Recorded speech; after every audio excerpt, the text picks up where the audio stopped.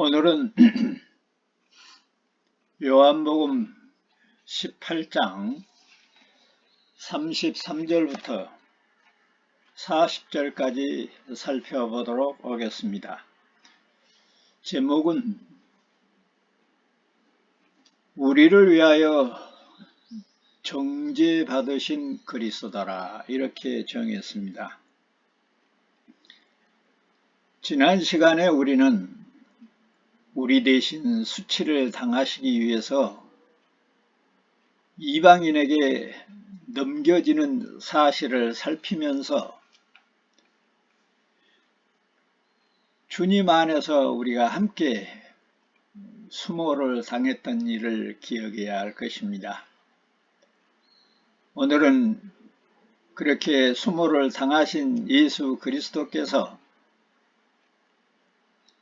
자기 나라의 순교자로 우리 대신 정죄를 받으신 사실을 살펴보도록 하겠습니다. 사실 지난 시간에 빌라도가 제1차 신문을 마치고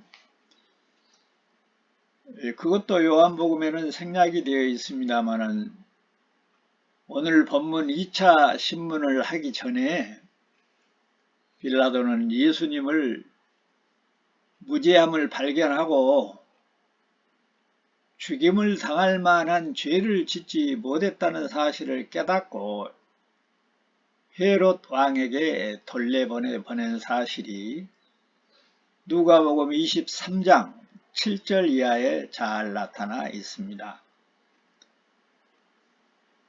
헤롯은 그 당시 유다 왕이었지만은 우리 조선시대 마지막 왕 고종이지요. 고종이 일본 총독을 못마땅하게 여기면서 원수처럼 지냈던 것처럼 여기 헤롯 왕도 유다 왕이었지만은 이름뿐이었고 역시 빌라도와 원수처럼 지냈던 그런 사이였습니다. 그런데도 예수님을 죽이는 데는 서로 뜻이 맞았던 것 같아요. 그처럼 자신들의 이익을 위해서는 원수처럼 싸우고 물고 뜯다가도 하나님을 대적하는 일에는 하나가 되는 기묘한 일이 벌어지는데 그것이 바로 사탄과 그 조응들의 특징입니다. 헤롯 왕도 사실은 소문을 들어서 예수님을 한번 보고 싶었어요. 믿기 위해서가 아니라 여기저기 돌아다니면서 이적을 많이 행한다고 하니 그런 이적을 한번 행해보라고 지시를 하고 싶었기 때문입니다. 그래서 빌라도가 자기에게 예수님을 보낸다는 말을 듣고 굉장히 기뻐했다고 누가복음 23장 8절에 그렇게 기록하고 있습니다. 그러나 이 자기가 여러가지 말로 질문을 해요. 그런데 예수님이 전혀 묵비권 행사를 합니다. 그러자 군병들과 함께 업신여기고 조롱을 했습니다. 그리고 그 조롱하는 뜻으로 빛난 옷을 입혀서 다시 빌라도에게 보냈습니다. 그런데 유다 종교 지도자들, 이 마귀 사탄의 종들은 예수 그리스도를 하나님에 대한 참남죄로 기소하기는 로마 법에는 무익하다고 생각을 했습니다.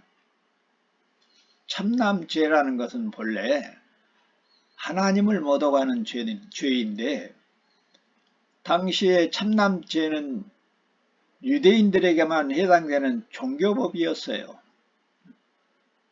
로마 법이나 로마 총독이 예수 그리스도를 사형에 처할 범죄 항목에 들지를 못해요. 그래서 그들은 예수님을 모함을 합니다. 거짓 죄를 지어서 둘러씌워요. 그 제목을 보면 선량한 백성들을 미혹한다. 로마 황제에게 세금을 못 바치게 한다. 또 로마 정부가 인정하지도 않고 임명하지도 한 적이 없는 자기가 유대인의 왕이라고 한다. 이렇게 백성을 속이고 백성에게 책동을 일으키는, 그리고 많은 사람들을 몰고 다니면서 반역을 꾀하려고 하는 그런 사람이다.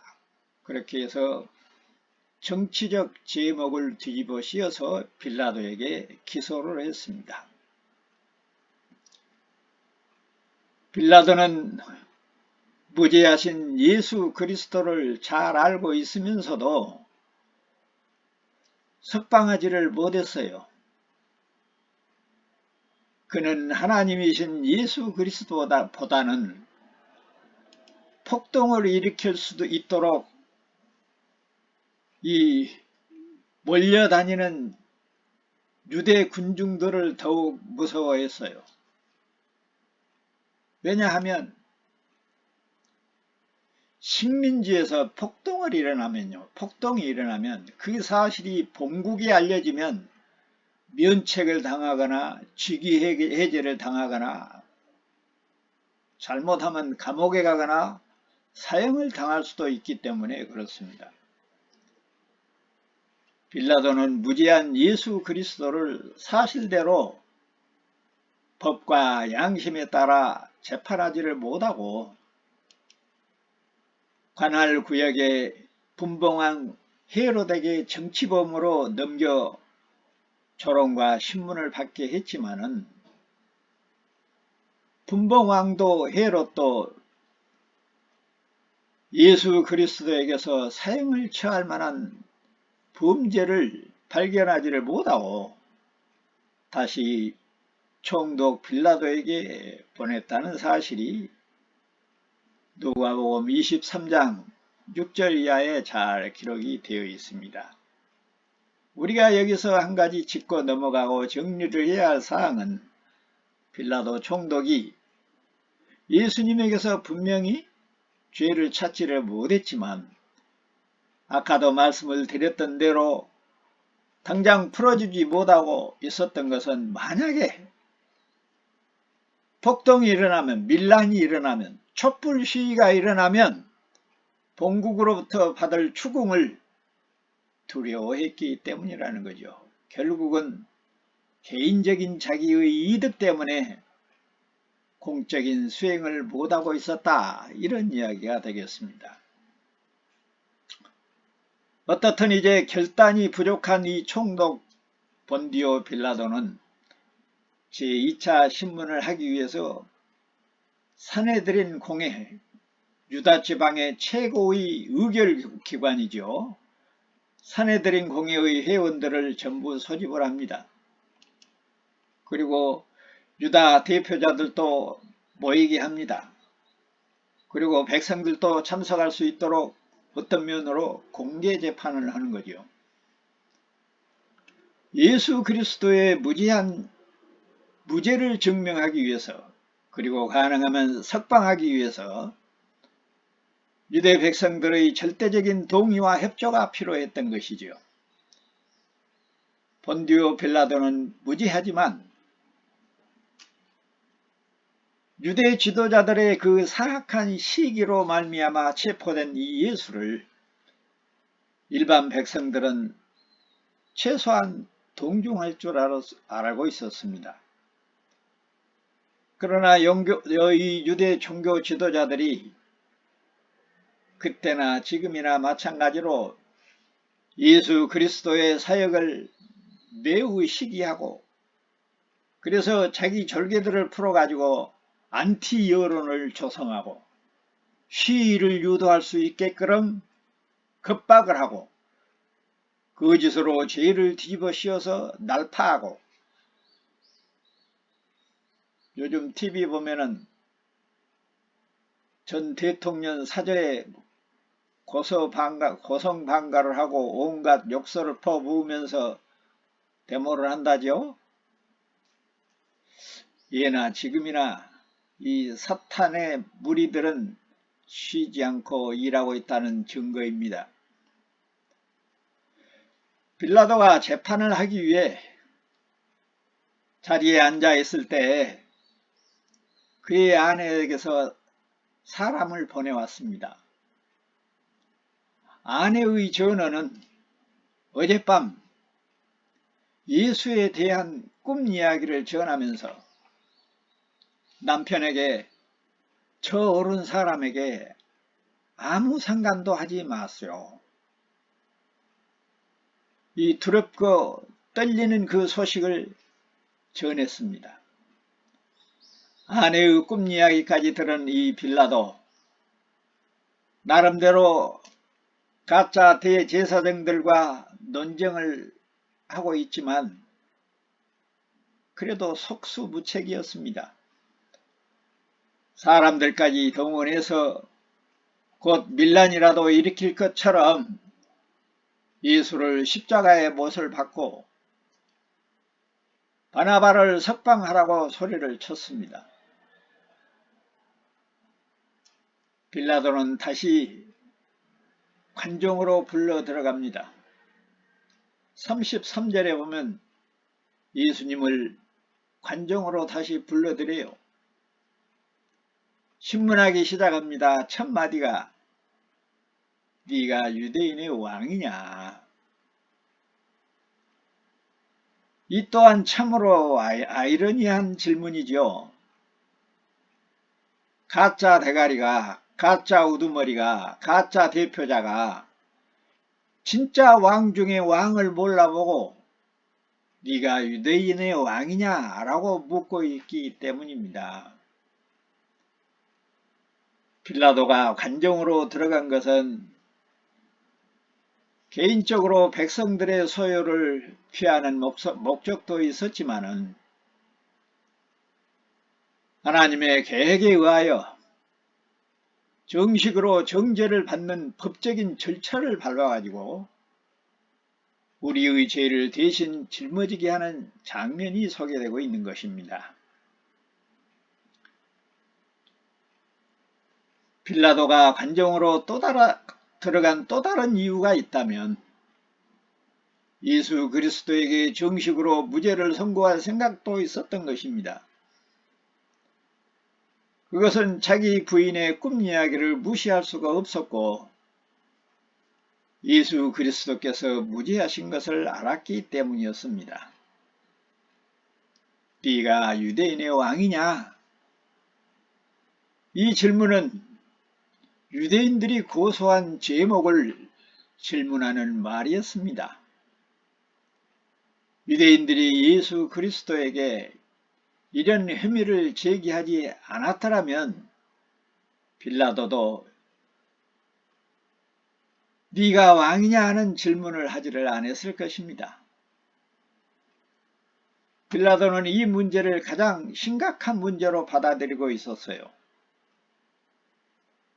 정치적인 제목으로 유대인의 왕이라고 이렇게 기소를 해왔기 때문에 이 문제만 잘 해결이 되면 예수 그리스도를 석방할 수 있다고 생각을 했던 것이죠.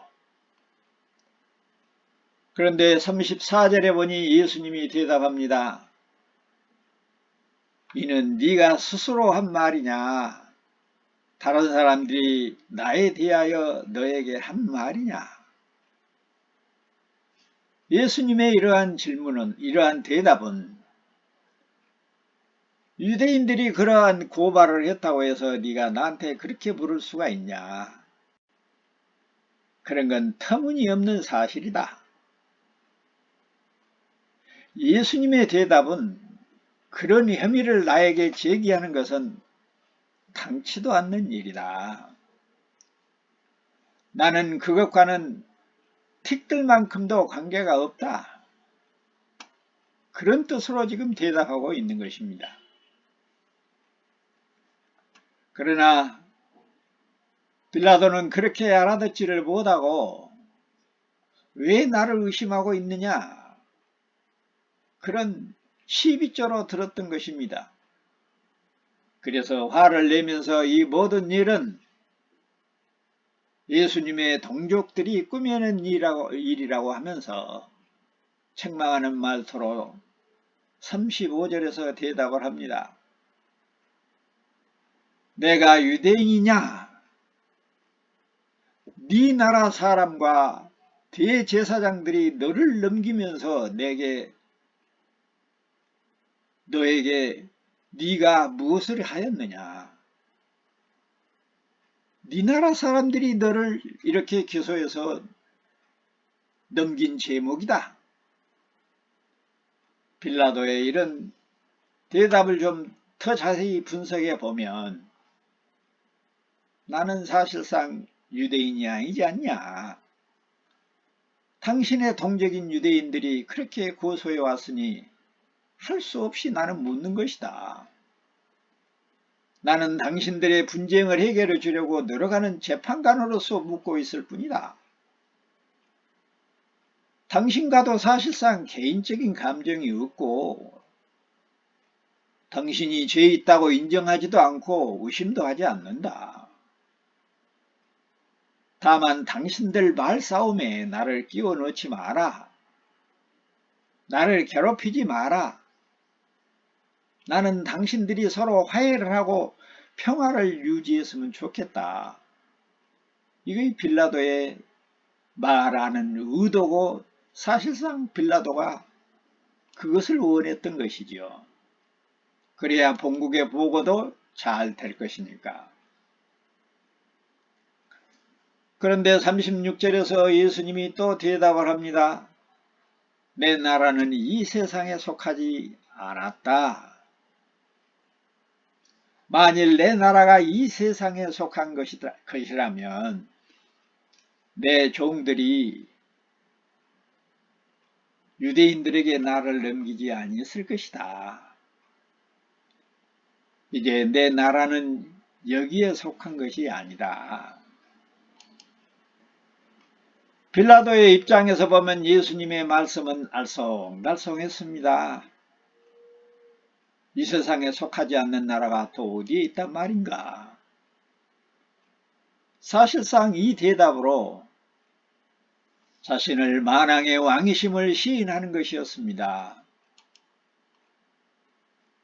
그러나 유대인들의 고소 내용은 중상모략을 분명히 설명하고 있고 그들과 정치적인 말다툼이 있었던 것도 아니고 내가 반란을 선동해서 정부를 전복하려고 하는 그런 음모를 꾸민 적도 없고 그런 건 다 새빨간 거짓말이다.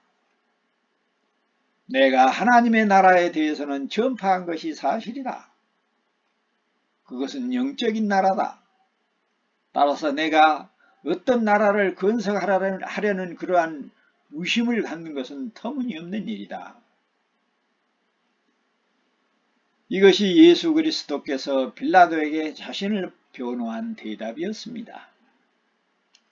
그러나 이 대답은 또 다른 간접적인 복음의 선포였습니다. 우리에게 떡을 얻든지 못 얻든지 복음을 전해야 한다고 하는 이 교훈이 살아나고 있습니다. 예수님은 숱한 수모와 고문 속에서도 자기의 나라를 증거하고 있습니다. 예수님의 말씀처럼 그리스도의 나라가 지상적인 것이었다면 이 세상의 양식은 변화무쌍하기 때문에 하나님의 나라도 어쩌면 불안정한 나라가 되고 말았을 것입니다. 그러나 여기서 예수님께서 말씀하시는 내 나라는 하나님의 나라요, 그리스도의 나라요, 그리스도의 왕국입니다. 참을 수 없는 수모와 치욕을 당하면서도 자신의 나라 그리스도의 나라를 선포하는 주님을 바라봅니다. 하나님 나라의 백성들은 세상이 나를 믿어주든 말든 세상 사람들이 친절하게 하든 불친절하게 하든 세상이 나를 고소하든 참소하든 시기를 하든 멸시를 하든 거기에 개의치 말고, 거기에 개의치 않고, 그럴수록 십자가를 높이 들고 닭 울음소리를 듣기 위해서 열심히 숯불을 쬐어야 한다는 사실입니다. 그리스도의 나라에 속한 사람들에게 이 세상의 삶이란 의를 위하여 핍박을 받는 것입니다. 의에 줄이며 목마른 삶을 살아야 하는 것입니다. 부귀 영화를 누리고 세상이 추구하고 있는 배부르고 등 따스운 그러한 삶을 추구하는 것이 그리스도인의 삶이 아닙니다. 우리는 높은 주위에 올라갈 수도 올라가지 못할 수도 있습니다. 저녁 먹을 것이 없을 수도 있습니다.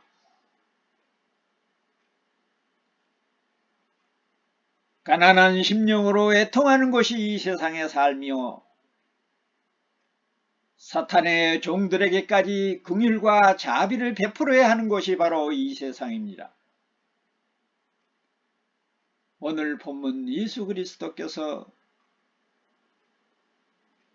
수모를 당하시고 정죄를 받으시면서도 우리에게 보여주는 계시의 내용입니다.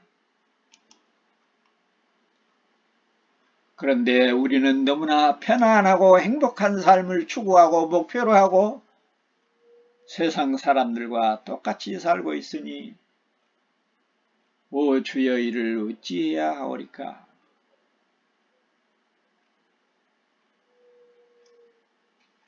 그렇지만 분명한 것은 그리스도의 나라가 이 세상에 있다고 하는 사실을 부정할 수 없는 일입니다.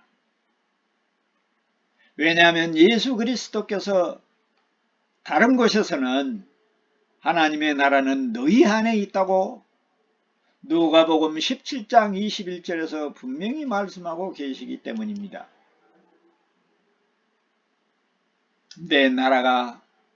내 나라는 이 세상에 속하지 않는다는 말은 사탄의 나라와는 질적으로 본질적으로 다르다는 이야기지, 우리가 살고 있는 이 세상에 자기의 나라가 없다는 말이 아니라는 것도 명심해야 됩니다. 그리스도의 나라는 지금 우리의 영혼 가운데, 우리의 심령 가운데, 우리의 마음 가운데 자리를 잡고 있습니다. 하나님의 나라는 우리 안에 거하십니다.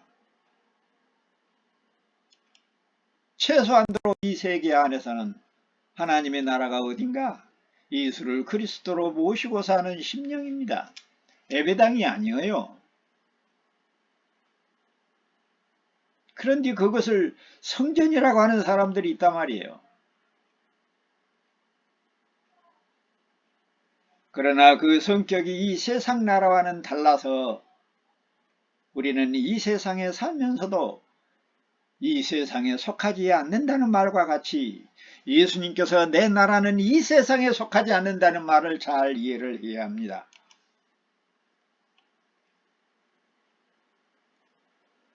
예수님은 그 누구도 자신을 위해 흥분하거나 무기를 들고 있지 않고 있다고 하는 그 점을 들어서 자신은 지상적인 나라를 목표로 하고 있지 않다는 사실입니다. 다시 말하면 어떤 사람이 자기의 어떤 나라를 자기의 것으로 주장하면서 남의 나라를 내 것으로 주장하면서 폭동을 일으키고 선동을 해서 권력을 장악하려고 하는 그런 의도는 전혀 없다.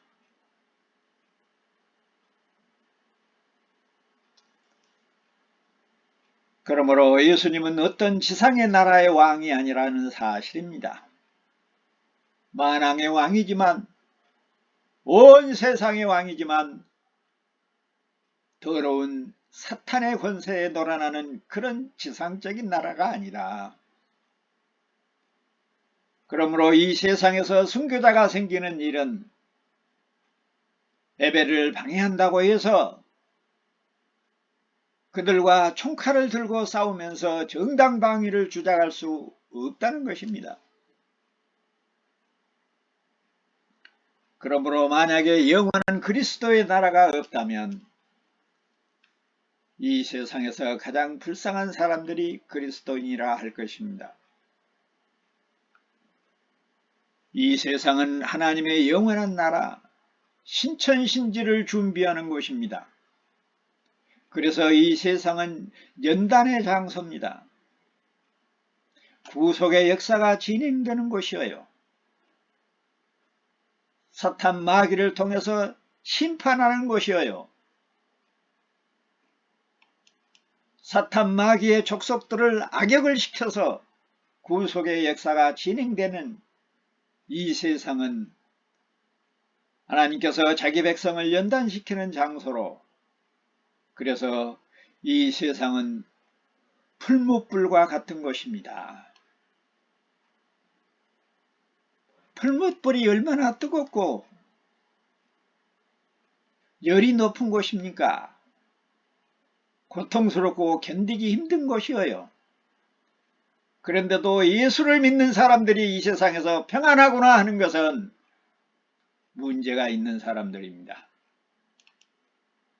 최소한도로 하나님의 나라에 들어가지 못하는 사랑하는 이들을 위하여 걱정과 근심도 없는 자들이고,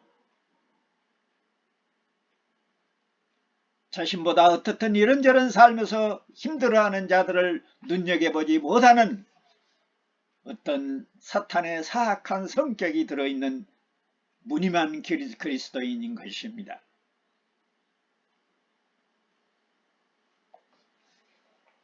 하나님은 공중의 권세 잡은 자 사탄을 이용해서 자기 백성을 연단하십니다. 그것은 자기 백성들을 힘들게 하는 악역을 천사나 착한 백성들에게 차마 맡길 수 없는 일이기 때문에 그렇습니다. 그럼에도 불구하고 자기 백성들을 연단시키는 일에는 풀무불보다도 더 뜨거운 곳에 연단을 시키신다는 사실입니다. 이 세상에서 모든 일은 창조, 통치, 그리고 하나님의 심판의 원리에 따라서, 구속의 원리에 따라서 진행됩니다. 구속의 역사를 이루어 나가는 일도 순기능과 역기능이 있습니다. 순기능은 하나님께서 자신의 모든 피조물을 이용해서 직접 삼위 하나님의 이름으로 진행하십니다. 그러나 역기능은 공중의 권세 잡은 자, 거짓의 아비 사탄 마귀를 이용해서 악역을 맡게 하셨습니다. 왜냐하면 그들은 거짓과 불의, 시기와 질투, 중상과 모략, 고통과 슬픔, 죄악과 육체적 죽음으로 몰아가는 사악한 성질을 가지고 있기 때문에 그렇습니다. 그래서 이 세상은 하나님의 백성들이 연단받는 곳이기도 하지만 하나님의 백성과 사탄의 백성으로 나누는 장소이기도 해서 그런 점에서 이 세상은 연단과 심판의 장소인 것입니다. 그래서 늘 항상 드리는 말씀이지만은 예수님이 재림하면은 너희들 다 모여라 이렇게 모여놓고 너는 오른쪽 왼쪽 그때 심판을 하는 것이 아니라 창세기 3장 15절부터 이미 심판은 시작됐습니다. 지금은 우리의 마음속에 하나님의 나라가 감추어져 있지만은 장차 완성될 영원한 하나님의 나라는 요한계시록 21장 3절과 4절에 보면 이렇게 소개되고 있습니다. 내가 들으니 보좌에서 큰 음성이 나서 이르되 보라 하나님의 장막이 사람들과 함께 있음에 하나님이 그들과 함께 계시니라. 그들은 하나님의 백성이 되고 하나님은 친히 그들과 함께 계셔서 모든 눈에서 눈물을 그치게 하시고 다시는 사망이 없고 애통하는 것이나 곡하는 것이나 아픈 것이나 그런 것들이 다시 있지 아니하리니 처음 것들은 다 지나갔다 이렇게 기록하고 있습니다. 분명한 것은 하나님의 나라가 완성되기까지 이 땅에서 이루어지는 일은 예수 그리스도의 나라가 무력으로가 아니라 순교자들의 피를 통해서 이루어져 나간다는 사실입니다. 그런 점에서 하나님은 오늘 우리의 본문 36절에서 내 나라는 이 세상에 속한 나라가 아니라 만일 내 나라가 이 세상에 속하였더라면 내 종들이 싸워서 나로 유대인에게 넘기지 않았을 것이다. 이제 내 나라는 여기에 속한 것이 아니니라. 예수 그리스도의 말씀을 통해서 그리스도의 뒤를 이어 그리스도의 나라를 위하여 순교할 순교자를 찾고 계시는 계시인 것입니다.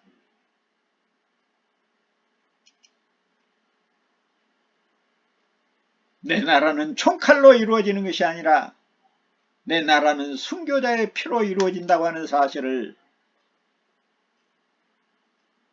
그날 오후에 십자가를 짊어지시고 피 흘릴 자기 나라를 위하여 순교할 그 일을 생각하면서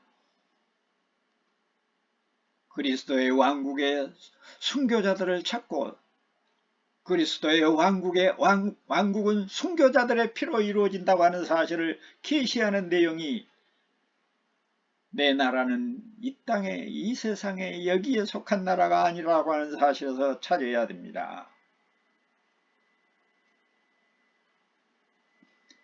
지금은 옛날 조선시대나 6.25 때처럼 총칼을 들고 기독교를 탄압하는 그런 일은 없지만은 지금도 순교자는 더욱 절실하게 필요한 시기입니다. 왜냐하면 21세기는 포스트 모더니즘의 시대에서 원리도 없고 원칙도 없고 도덕도 없고 종교도 없고 하나님도 없는 시대가 되어버리고 말았습니다. 거짓과 살인과 시기와 질투와 중상과 모략이 판치는 시대가 되어버리고 말았습니다.